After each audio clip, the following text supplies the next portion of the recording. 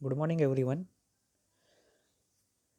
We are at the second last chapter of the operating system. We have covered many things, two times revision, that is, two times miss of chapter number 1 and 2, and remaining only once. Even that, after we have started moving further with our syllabus. In previous lecture, we have seen the concept of fragmentation and internal fragmentation. ये chapter में जो बाकी हम लोग को देखना है और एग्जाम में पूछते हैं वो क्या है, खाली अभी फ्रेगमेंटेशन वाला पार्ट पेंडिंग है। बाकी सब चीज़ें जो एक्स्ट्रा एडिशनल टॉपिक करके जिस स्कीम में थी अभी भी नहीं पूछी जाती। सब होने के बाद अगर टाइम मिला तो हम लोग देखेंगे। ठीक है, इसमें से लास्ट टॉपिक आज अपना बचा है वो है external fragmentation. So in short, what is the fragmentation? तो कर में जैसे बोला था, आप जितने भी प्रोसेसेस मेमोरी में लोड अनलोड करते हो, सेम टाइम पे फ्री चंक या फिर छोटी छोटी मेमोरी, कर भी बोला था, फ्रेगमेंटेशन बोला तो वर्ड याद आना चाहिए, छोटे छोटे मेमोरी के पार्ट वो वैसे ही रह जाते जो अनयूज है। उसके दो टाइप है, internal fragmentation, external fragmentation. Internal fragmentation कर हम लोग कवर कर चुके हैं, आज देखेंगे हम लोग external fragmentation.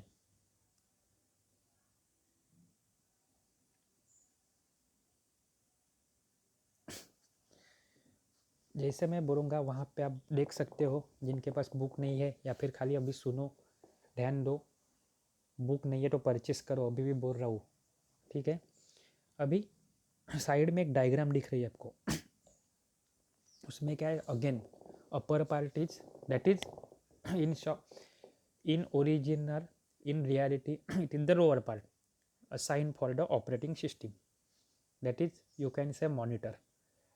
After operating system, the part concept of the fence register you can clearly understand और revise। ऑपरेटिंग सिस्टम के बाद यूज़र मेमोरी, इनके बीच में रहेगा आपका फेंस रजिस्टर, जो ऑपरेटिंग सिस्टम के बाद 40K, 20K, 50K and 10K आपको दिख रहा है बुक, सॉरी, पेज के फोटो में। इसमें 40K यूज है, होल करके वहाँ पे लिखा है 20K जो डार्कर इन कलर है। आफ्टर दैट 50K वाइट है, 10K डार्कर इन कलर है, दैट इज अगेन होल। ये सब एक दिख रहा है तो आपको थोड़ा सा समझ में आएगा कि यही होता है एक्सटर्नल फ्रेगमेंटेशन। डायग्राम आप दिमाग में बिठा लो थोड़े टाइम के लिए, इजी है कि यूज़ अनयूज मेमोरी है, अनयूज को होल रिफर किया जाता है। अभी थेरी के लिए मैं आपको जूम करके दिखा रहा हूँ, सो आपको पढ़ने में इजी रहेगा। Wasting of a memory between partition due to scattering of a free space into number of discontinuous area. बहुत बड़ी लाइन है, कॉम्प्लेक्स लाइन है, लेकिन हम लोग उसको ब्रेक करके पढ़ेंगे।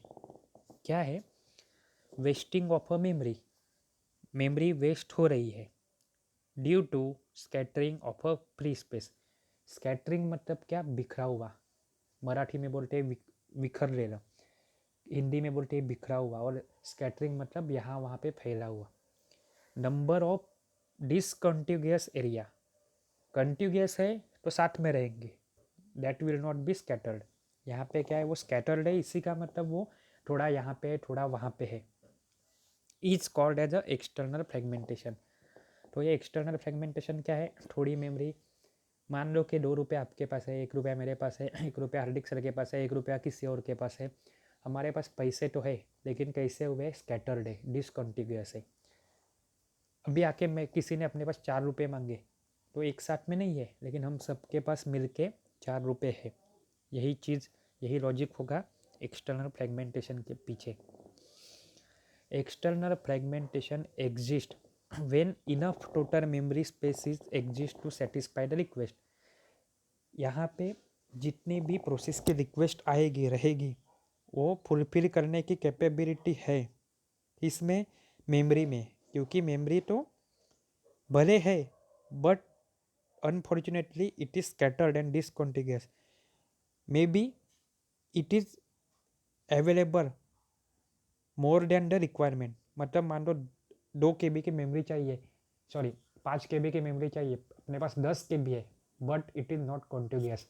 और कॉन्टिग्यूस नहीं है तो उसको हम लोग वहाँ पे कोई भी प्रोसेस अप्लाई कर सकते हैं क्या? नहीं, प्रोसेस को तोड़ तो नहीं सकते कि थोड़ी प्रोसेस का पार्ट यहाँ पे रन होगा, थोड़ा पार्ट वहाँ पे रन होगा। So this is called as a fragmentation.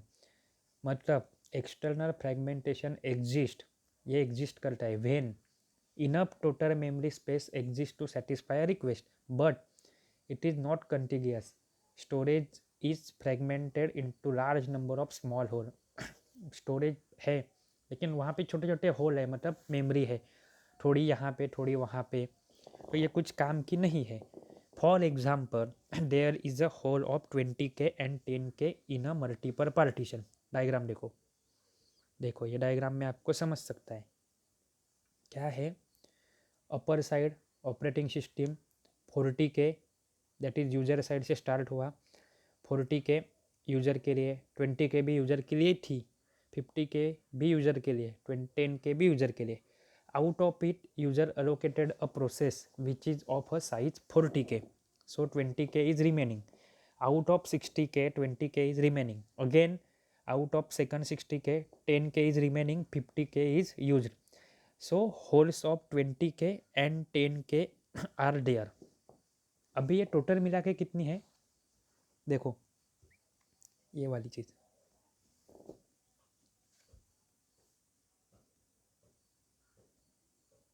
Wait,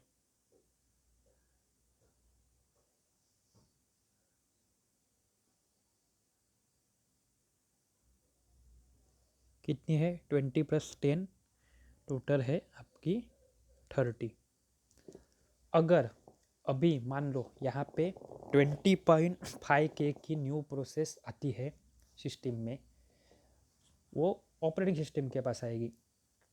as per the functioning of operating system it cannot allocate that process to the memory।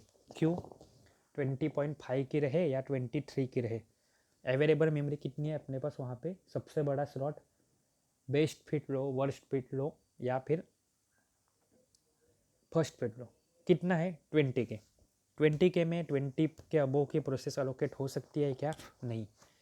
But आप ही देख के बोल सकते हो, आपका ही लॉजिक लगेगा कि खाली वाली memory, that is empty memory और free memory which has been shown in darken colour, it is 20K as well as 10K, so total addition is 20 plus 10, total 30। Even though 30K is available, but I cannot assign the process of the size 20 point something or 23 or some below 30। This is why, because 20 and 10K are not contiguous, they are scattered। This problem is called as a fragmentation। अभी ये fragmentation तो होता है, इसको मुझे sort out करना है, तरीका तो चाहिए ना कुछ तो, नहीं तो ऐसी तो मेमोरी मेरी पूरी वेस्ट जाएगी। वो कैसे करना है, वो क्या करना है, वो सब चीज़ें किस में आती है? कॉम्पैक्शन में। तो याद रखो, एग्जाम में क्वेश्चन आएगा, what do you mean by external fragmentation. Diagram निकालनी है, डायग्राम के साथ साथ ऊपर ऑपरेटिंग सिस्टम तो हमेशा लिखना है, या फिर मॉनिटर लिखो, क्योंकि मेमोरी खुद का अकेले का एग्जिस्टेंस नहीं होता। चैप्टर के स्टार्टिंग से हम लोग देखे हैं कि मेमोरी 2 पार्ट में डिवाइड रहती है, यूज़र एंड मॉनिटर। हर एक address, every address is calculated as per algorithm, and if it is less than fetch register then it is invalid, and higher than fetch register then it is valid। तो मुझे 2 part तो दिखाने ही है, कौन से part? Monitor और user, या फिर ऑपरेटिंग सिस्टम या फिर यूज़र। फिर वहाँ पे फिक्स ब्लॉक दिखाओ, चाहिए तो साइड में आप रेफरेंस के लिए लिख सकते हो, block of 60 KB, block of 60 KB, कर भी वैसे ही था कुछ तो। बट अलोकेट की हुई मेमोरी और फ्री मेमोरी को आपको अलग आइडेंटिटी प्रोवाइड करनी है। So provide colour scheme and diagram, ये भरे बुक की डायग्राम है लेकिन इनकम्प्लीट है, सो नीचे आप लिख सकते हो, एक ब्लॉक निकालो जो स्क्वायर रहेगा, कलरिंग किया हुआ, लिखो कि दिस ब्लॉक इंडिकेट्स और this colour indicates free memory, and एक एम्प्टी ब्लॉक निकालो और उसके साथ लिखो this block indicates used memory और अलोकेटेड मेमोरी। सो एग्जामिनर को भी मालूम पड़ेगा और आपको रेफरेंस के लिए या लिखने के लिए भी मालूम पड़ेगा। अभी यहाँ पे देख के नहीं मालूम होता कि 20 के भरे हुए है कि 40 के, हम लोग ने भले होल लिखा हो, लेकिन अगर हम लोग नीचे रिफर करते हैं डायग्राम कैसी होनी चाहिए, पूरी होनी चाहिए, पूरी सेल्फ इंफॉर्मेटिव होनी चाहिए कि उसी के अंदर ही पूरी डायग्राम मिलनी चाहिए। तो उसी के लिए आपको क्या करनी है, प्रॉपर डायग्राम निकालनी है बुक के हिसाब से, प्लस एडिशनल खुद का दिमाग लगाओ या फिर मैं जो पॉइंट बोला है वो कवर करो वो डायग्राम में। अभी ये हो गया आपका एक्सटर्नल फ्रेगमेंटेशन। अभी एक्सटर्नल फ्रेगमेंटेशन तो हो गया, लेकिन फ्रेगमेंटेशन होके मुझे छोड़ नहीं देना है, मुझे क्या करना है, उसके ऊपर कुछ तो सॉल्यूशन प्रोवाइड करना है। तो वो सॉल्यूशन प्रोवाइड कैसे होता है, तो it is using the concept of the compaction. तो कॉम्पैक्शन क्या है, कैसे है, ये नेक्स्ट वीडियो लेक्चर में आप देख लेना। उसके पहले वापस से मैं आपको याद दिलाना चाहता हूँ, बहुत बार मैसेज किया है, ध्यान से सुनो। मंडे से आपका यूनिट टेस्ट 1 रहेगा, जो ऑनलाइन फॉर्मेट में ही है, ऑनलाइन मोड के थ्रू ही देना है। सेकंड चीज़, आपको 23 क्वेश्चन रहेंगे जो MCQ ऑब्जेक्टिव टाइप रहते हैं, वो रहेंगे। आउट ऑफ 23 आपको 20 मार्क्स का पेपर रहेगा, 3 मार्क्स ऑप्शनल में है। पेपर रहेगा 1 घंटे का, एक साथ में एक स्टूडेंट एक ही बार अटेम्प्ट कर सकता है। आपको रिक्वायरमेंट के हिसाब से ज़रूरी है, कम रिक्वायर्ड पीरियड आपको आपका एनरोलमेंट नंबर लिखना ही है, नाम लिखना है, आपका कॉन्टैक्ट नंबर लिखना है, क्योंकि आपका एडमिशन तो आपने लिया नहीं है, मालूम नहीं कितने लोग ने लिया भी है या नहीं भी, तो आपके रोल नंबर असाइन नहीं किए गए हैं। हम कर भी दे, लेकिन आप आगे पीछे वो रोल नंबर हो उससे अच्छा, वो तो करेंगे ही, लेकिन बेस्ट आइडेंटिटी क्या है, आपकी एनरोलमेंट नंबर, सबसे best record. Enrolment roll number किसी को भी आगे पीछे हो सकते हैं, आज अलग है कल अलग हो सकते हैं। So better you write down your enrolment number. वैसे रोल नंबर की लिस्ट हमारे पास है, लेकिन एक बार एडमिशन हो गया, शायद कोई कैंसिल करे, नहीं करे तो रोल नंबर चेंज हो जाएंगे, इसलिए वो फाइनल नहीं किया है, क्योंकि बहुत सारे स्टूडेंट हैं जो अभी तक कांटेक्ट नहीं कर रहे। उसके लिए आप कंसिडर करो आपका एनरोलमेंट नंबर, फ़ोन नंबर, आपकी आइडेंटिटी रहेगी और आपका ईमेल एड्रेस आपके होना ही चाहिए, वो हिसाब से गूगल फॉर्म भरना है। शायद हार्दिक सर ने आपका यूटी लिया है, वो सेम रिपीट करना है। पहले ही बोल के रखता हूँ, प्रॉपर नेट कवरेज जहाँ पे वहाँ पे जाओ, then mobile battery pack proper रखो, और कवरेज है, बैटरी है, बट रिचार्ज नहीं है, ऐसा मत करो। एटलीस्ट 2 दिन के लिए बैलेंस मेंटेन रखो। अगर एग्ज़ाम नहीं दे पाए तो उसमें एब्सेंट मार्क होगा आपका, ठीक है। इसमें भी कोई डाउट है, कुछ प्रॉब्लम है, तो आप हार्दिक सर के साथ बात कर सकते हो फ़ोन पे, मुझे कॉल करो, रिंकल मैडम को कॉल करो, ग्रुप पे मैसेज करो, और पढ़ाई करो।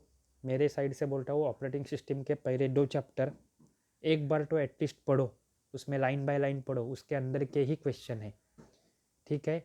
और नॉर्मली बहुत सारा अपने वीडियो लेक्चर में कवर हो चुका है, और बाकी लाइन बाय लाइन एक बार तो पढ़ो, आपके लिए भी वो अच्छा रहेगा, और कंसेप्ट क्लियर हो गए, रिवाइज भी होगा, और फाइनल एग्ज़ाम के हिसाब से आपकी तैयारी भी होगी, ठीक है। अभी जो पार्ट बचा है कॉम्पैक्शन का, वो नेक्स्ट लेक्चर में मैं इसी के बाद पोस्ट करूँगा, ठीक है। Thank you.